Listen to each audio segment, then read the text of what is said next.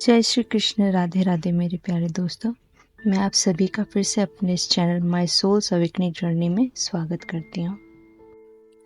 आज मैं इस वीडियो में आप लोगों के बचपन से जुड़े कुछ ऐसे अनुभवों के बारे में बात करूँगी जो मुझे लगता है ज़्यादातर लोगों से जुड़ा हुआ है।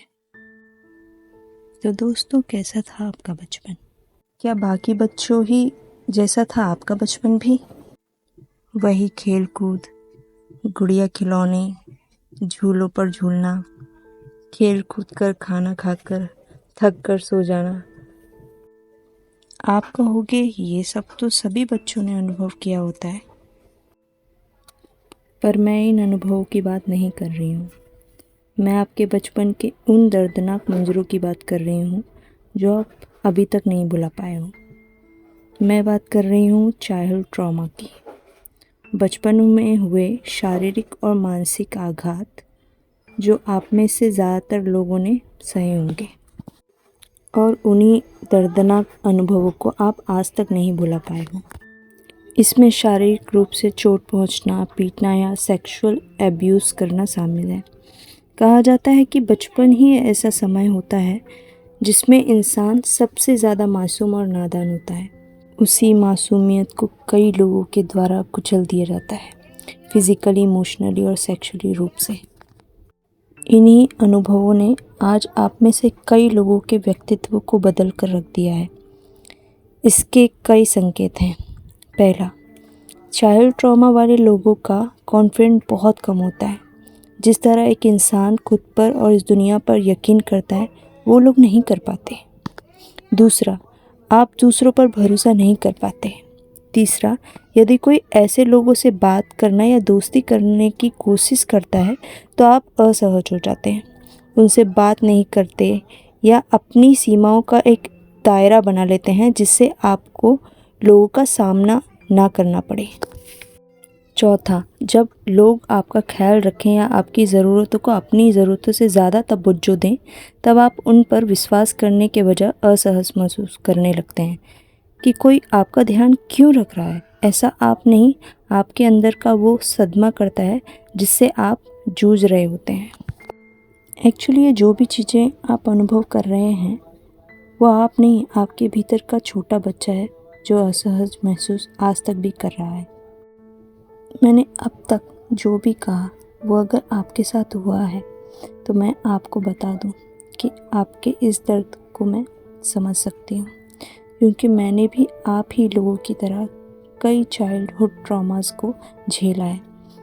पर मेरा एक सवाल था, या मेरी ही तरह आप लोगों का भी होगा, कि हमारे साथ ऐसा क्यों हुआ? बचपन जैसे खूबसूरत फेज ने हमें इतना दर्द क्यों दिया? तो दोस्तों, आपने प्रारब्ध के बारे में सुना है? प्रारब्ध क्या होता है? प्रारब्ध हमारे वो कर्म होते हैं जो हमने पिछले जन्मों में कभी किए होते हैं, क्योंकि भगवत गीता के अनुसार ये कहा जाता है कि इंसान 84 लाख योनियों में जन्म लेता है, और न जाने उन जन्मों में हमने कितने लोगों के साथ क्या क्या किया होगा, क्या बुरा किया होगा, कितने लोगों के दिलों को दुखाया होगा। तो जब हमने किसी के साथ गलत किया है तो उसका भुगतान तो भुगतना ही पड़ेगा। तो ये जो भी होता है, जो भी हमारे साथ घटनाएं घटती हैं, जो भी हमारे साथ बुरे अनुभव हम करते हैं, वो एक्चुअली हमारा प्रारब्ध ही होता है। जो भी कर्म क्रिएट किया जाएगा उसका हमें भुगतान भुगतना होगा। कोई ना कोई इस जन्म में या अगले जन्म में एक कार्मिक के रूप में आएगा और हमें बहुत सी यातनाएं देकर जाएगा। सोल अवेकनिंग जर्नी में जो लोग भी हैं, उनमें से ज़्यादातर लोगों का बचपन से जवानी तक का सफ़र ऐसे कई हादसों से भरा हुआ है। कई लाखों जन्मों को जी चुकी होती है एक आत्मा, एक सोल, और उन कई जन्मों में न जाने क्या क्या कर बैठे हैं हम सब। न जाने कितने लोगों को मानसिक और शारीरिक रूप से हमने क्षति पहुंचाई होगी। हम शायद भूल चुके हैं, लेकिन भगवान तो कभी नहीं भूलता। वो हमें हमारे किए की सज़ा ज़रूर देता है।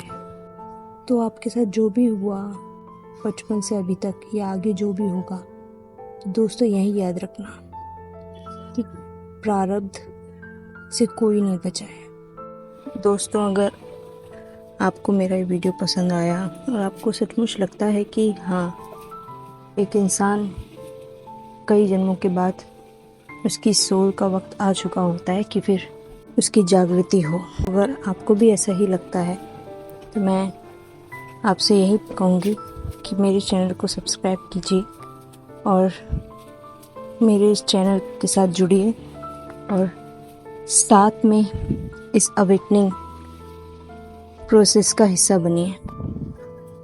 मुझे बहुत खुशी होगी कि मैं आपकी सोल अवेकनिंग जर्नी में आपकी एक छोटी सी मार्गदर्शिका बनूं। धन्यवाद दोस्तों।